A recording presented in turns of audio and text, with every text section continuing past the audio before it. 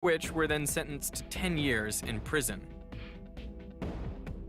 The incident attracted so much attention that Congress held a hearing where an outraged congressman told Yahoo executives, "While technologically and financially you are giants, morally you are pygmies." Yahoo has since apologized for the incident. Censorship has gone global. France and Germany have laws banning Nazi propaganda. And in Australia, there have been a series of proposed laws to block pirated materials and protect children. Now, those are worthy goals, but it does make you wonder where this might lead. Increasingly, what we see is that different forces, political and economic, are making the internet less free than we had hoped. The United States government and other governments are going to platforms like Twitter and Facebook and asking them, what are you going to do about this jihadist speech? What are you going to do to limit it? And are you going to help us get rid of it? And for people who are connecting, are you going to help us find out who's interested in this ideology? CNN breaking news. Breaking news this evening. Breaking news, the whistleblower revealed the 29-year-old who leaked those top secret details of the government's sweeping surveillance program is now come forward. My name's Ed Snowden. Edward Snowden's infamous revelations set off a ripple effect that is still traveling throughout the digital world. Leaked documents suggested the NSA was tapping directly into the servers of firms like Google, Facebook, and Apple. By all appearances, it's a top secret program that's been going on for years. The public needs to decide whether these programs and policies are right or wrong. Snowden worked for the National Security Agency and leaked thousands of classified documents that revealed the government was collecting the communication records of perfectly average folks, people like you and me. They were, in essence, spying on millions of Americans. We caught up with him in Russia, where he is in exile. He says that we should consider how far the government will go with that information.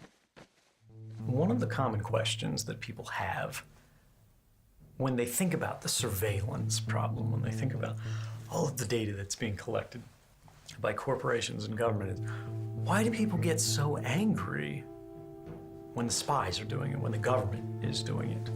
When they say they're trying to do it to save lives. The answer, as far as we can tell today, is that the participation with these private companies is largely voluntary. You're opting in to use Facebook. You're signing up for a Google account. You're agreeing to the terms of service on Twitter. And there's also a difference in the level of power that these different sets of actors can bring to bear. Google can spy on your email and serve you ads that they think are relevant to your interest. The government can put you in jail or drop a bomb on you. The revelations sparked by Edward Snowden and continuing through the last several years, frankly, I think have reshaped the conversation in this country, certainly, and really around the world. We know that the internet and much of the digital world was an American invention. Once it went global, that meant to the rest of the world that the United States was holding the keys to cyberspace. But once the Snowden incident happened, things began to change. Non-Americans began not to trust us. They were concerned that Big Brother, or rather Uncle Sam, was watching. Americans also did not want to accept that their technological life had to come at the price of possible surveillance. As a result, internet sovereignty is inching forward, where we may become a world where the web literally splinters along geographic boundaries, also known as the splinternet. One of the probably most compelling threats to a truly global internet right now are the calls for data localization and in-country servers and the application of one country's laws over another. Right now, we enjoy an internet that is a global network of people and institutions that we have come to rely on.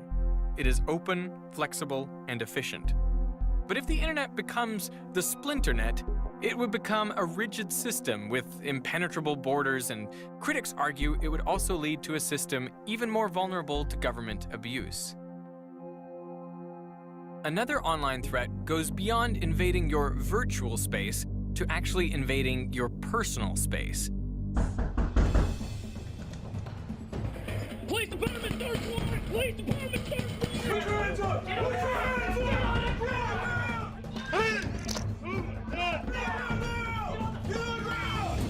called swatting. It is an internet prank where someone finds out your home address and calls 911 to report a fake emergency. And just a few years ago, one went down in a suburb of Atlanta. It began with this 911 call.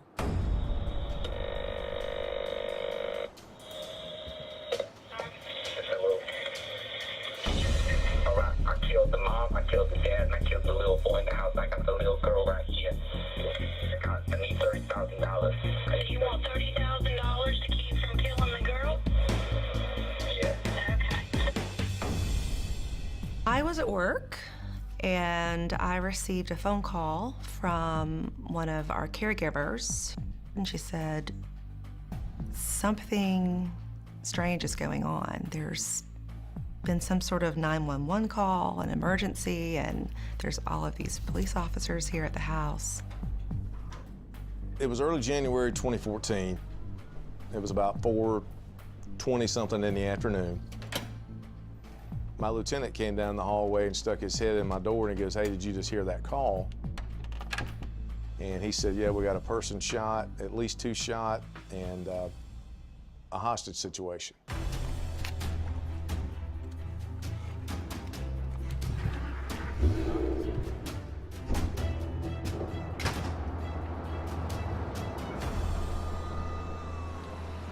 I mean, I really felt like, no, this can't really be happening, but when I could not reach anyone to get that reassurance, that's when it really just, your head starts thinking crazy things, and, what if there is some crazy person in my house? The end of my street had been barricaded, and there were helicopters all everywhere, and neighbors lined across. I mean, it's like something from a movie. I couldn't even believe what I was driving up to. I literally just stopped my car in the middle of the street and ran to a police officer that was standing there blocking the street. And I was like, this is my house, and my children are there, and I need to get there immediately. She is just absolutely beside herself, terrorized, thinking someone has been to her home and basically wiped out her entire family. We ended up, stopping her before she ran up to the house. I remember feeling like, I just want my kids. I want my kids in my hands right now. After about a half hour or so, some things just weren't adding up. By this time, the media had already picked it up. And then all of a sudden, a nanny comes out, and she's got 2 basically naked children soaking wet because they were taking a bath at the time.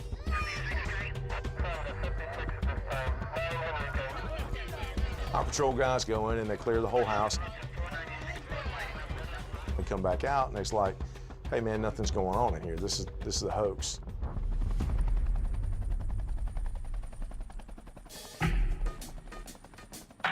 Their main goal is to try to elicit a large law enforcement response, because even after it's done, they can come back and say to the person, "Hey, I reached out and got you today. I'll do it again to you tomorrow. Don't mess with me." Traditionally, the online world from the very beginning, and the world of games, was a boys' club. And I think that combination of locker room, anything goes, boys' club mores in the online world, combined with this nobody knows your name, you can be anonymous in a certain sense, you're not anonymous but you are, that characterizes cyberbullying. It's just a sick game. It's a kind of a retaliatory action. I'm not sure exactly what causes it to reach to a level of where you get swatted, but that was my understanding. It angers you to know that somebody did this as a joke and that there's somewhere they're laughing about that and they thought that that was funny. There's no accountability. It's like a wild, wild west on the internet, and every now and then a marshal will ride through town and bring some law and order, but then he leaves and everything goes right back to the same way it was. It can seem chaotic and lawless, but we can't really blame the internet for the malicious behavior of its users.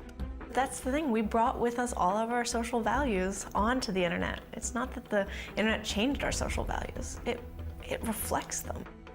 The global internet is so infinitely accessible, bad actors can show up anywhere. As for the technology itself, it's always been content neutral.